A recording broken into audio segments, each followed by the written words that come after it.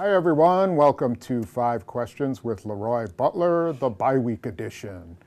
So here we are about relatively halfway through the season. The Packers are 6-3. I think given their 2-3 start, that's probably the best you could ask for at this point, right? Yeah, no question, because the NFL now, with Chicago's big lead and Atlanta, the Packers are still that third or fourth team that's on the rise. And you got to get hot in November and December anyway, so I think they're fine. Well, here's a question. Now, you know, the people are saying, okay, well, they've got this bye week. It's perfect timing, you know, because they got a lot of injuries. Well, the question is, are they going to have any of those guys back right away after the bye week? They've got some injury issues, and then I think the big question is, how do they reincorporate these guys into the mix? Right. You know, I think people think, okay, Greg Jennings is just going to step out there and he's going to be a star again. And, you know, Clay Matthews isn't going to be bothered by a hamstring the rest of the year. And, you know, I don't know if that happens. That's going to be a job of McCarthy, right, to reincorporate these guys? And I think McCarthy, for the most part, he prepares his team for everything. But before people, Tom, jump out and say this is the same as 2010 when they had all these injuries, they got more injuries on the offense than in 2010, and these are key injuries from starters. That's the big difference. You're talking about Matthews, and now you're overtalking Jordy Nelson has a bad ankle after a hamstring. You know, Balaga's may miss some time. You know, and when you miss your right tackle, it's not important as the left tackle, but it's still important. TJ Lane moves over there. Now your depth becomes who?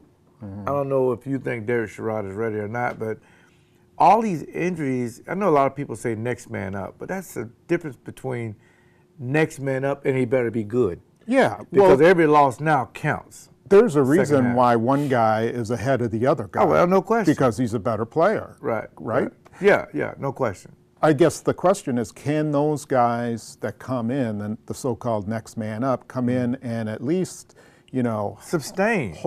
Sustain. That's a good word. Yes, if you can sustain it and just don't give up any big plays and just don't hurt the team, Cedric Benson may come back. Yeah. Woodson may come back. I mean, and now your team is in December full strength. That's what you want going into the playoffs. Right. Because, again, you've made up the Seattle loss with the win with Arizona. Yeah. So you made that up. But now moving forward, they can't afford to lose 3 or 4 games in a row because of injuries.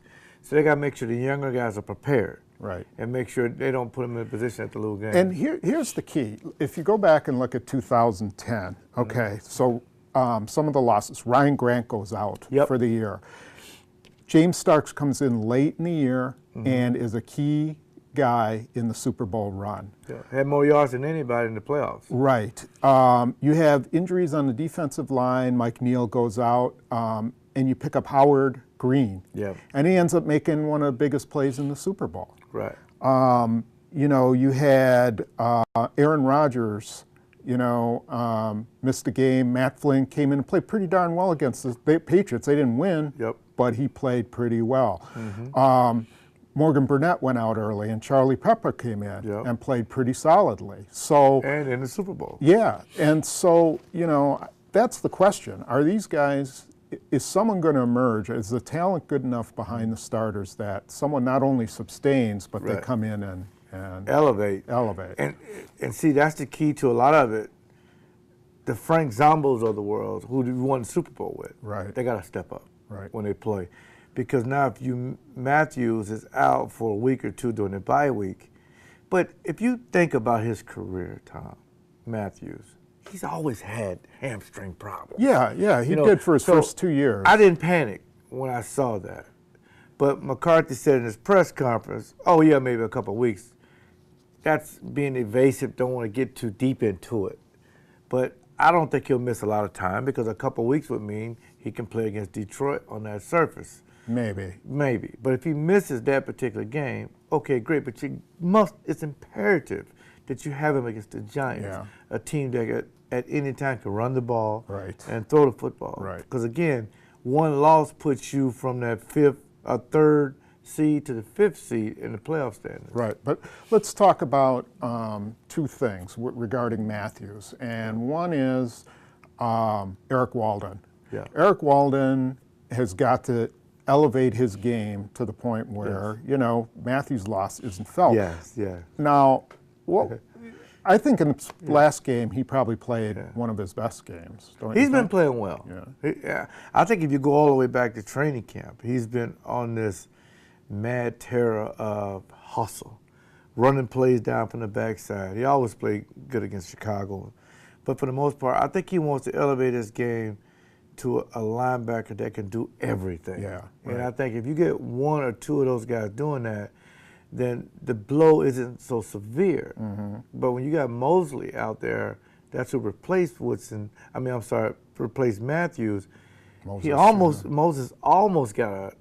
He almost knocked the ball out of Skelton's hand. He actually did on that one. He got a little piece. Yeah, and I think for the most part, you really didn't notice that Matthews wasn't there because Moses played decent. But for the most part, when teams get a chance to game plan you, that's when you have to step up your game. Yeah, because, you know, Moses is not going to present the same threat that Clay Matthews does. Just can't do it. Right, no question. But Zomba will have to come in.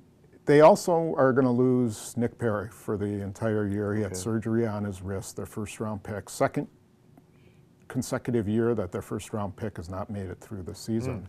How much of a blow is that to him and his development? Well, I think for the most part, because he had a chance to start right off. And play through training camp. And he was there with the veterans. You know, I think they have so much depth on the entire team. If people say wide receiver, I think it's linebacker. Kevin Green prepares these guys, Tom, as if they're starters. So I'm not so worried about that so much, his development. So next year he'll get a chance to be a starter and become a complete linebacker. But if you can keep developing some of these other guys, Lattimore, you know, Francois, some of these guys, Jones going from outside to inside. Right. So I think because Jones can always go back outside. He could if he they could, need it. Yeah. But he's playing well inside. So they're so deep at linebacker, I think they'll be okay. Okay. Lastly, their running game showed some life on Sunday. Now, a bunch of it was Rodgers too, though. Yeah, Rodgers, I mean, I wouldn't say that was his best game. He made a couple of really nice plays, but, you know, they've had some, you know, games where teams have played 6 men in the box and they couldn't run the ball. That's true. So, you know, do you think how much of that was James Starks and how much was just a renewed, you know, focus on the running game? Well, fancy you bring that up. I want people to stay tuned for X and O's because we're going to talk about the difference between Alex Green and James Starks. James Starks is a veteran. But, Tom, can you count on him? Right. Is he a tease because he's so big, he's so elusive? Is he going to get hurt? Right. So I think the Packers, the reason why they gave Alex Smith so much work, 22 carries, 20 carries, preparing for if you have to do all 3 downs. Right. But there's pros and cons. Alex Green's a better pass protector with protection. I think James Starks is a better runner and ultimately a better player. More instinctive runner, right. And we're going to point that out at X's and O's. And if obviously, and I'm not a big guy to run the ball 30 times, but it always starts with number 12 if you're going to win a Super Bowl. But if you can get James Starks to the form of 2010, Tom, this team is dangerous. Right. And that's without Balaga, by the way. Yeah. Because T.J. Lang is a better run blocker. He won't be able to afford any more injuries on that offensive line, though. That's true. So, well, that's it for our bye-week edition. We'll be back next week before the Detroit game. And you can get my new I got it upside down. You can get my new cookbook at Cynics Ballister, owned and operated. Pick a copy up. If you can read, you can cook. I want to thank Cynics Ballister, owned and operated, for being my sponsor for the last 3 years, actually. And I also want to thank W.J. Kuhn in Oak Creek for being a great sponsor, and as well as the Salvation Army doing the most good. You see those guys out there ringing those bells in bad weather. They're raising money for families, and they need help with that. So thank you very much. I gave yesterday, by the way. Oh, good. Okay. See you next week.